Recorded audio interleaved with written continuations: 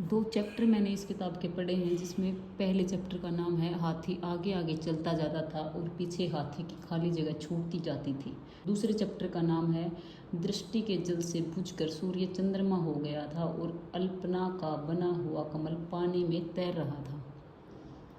ये दोनों ही चैप्टर इतने रोचक हैं कि सपनों की दुनिया में से परिचय भी करवाते हैं और रियल लाइफ का एहसास भी करवाते हैं। कहानी की शुरुआत रघुवर प्रसाद से होती है और कहानी रोचक मोड़ लेती है रघुवर प्रसाद की पत्नी के आने से। इतना आसान नहीं है कि मैं कुछ शब्दों में ही आपको ये कहानी समझा पाऊँ। Hello everyone, welcome back to my YouTube channel. आज की वीडियो में हम बात करेंगे इस किताब के बारे में, जिसका नाम है दीवार में एक खिड़की रहती थी।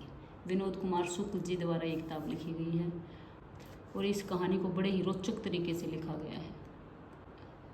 कहानी की अगर बात करें तो कहानी रघुवर प्रसाद और उनकी पत्नी नैन्सी के इर्द गिर्द घूमती है। उनके कमरे की खिड़की के उस पार की दुनिया को दर्शाती है, जो एक काल्पनिक दुनिया हो सकती है,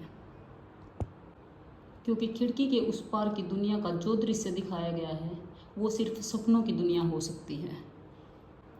दीवार में एक खिड़की रहती थी।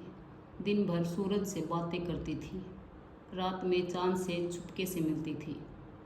कभी हवा के गीत सुनती थी, कभी बारिश को हाथों से पकड़ती थी। उस पार की एक दुनिया दिखती थी, सपनों जैसी, थोड़ी अपनी सी। बचपन उसकी खिड़की से झांकता था और जवानी उसी खिड़की से निकल जाती थी।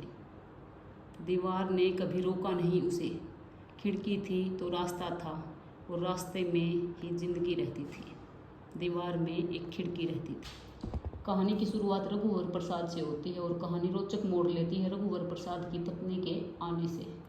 इतना आसान नहीं है कि मैं कुछ शब्दों में ही आपको ये कहानी समझा पाऊँ, पर इसके घर की खिड़की के उस पार की दुनिया को समझने के लिए आपको ये किताब पढ़नी पड़ेगी।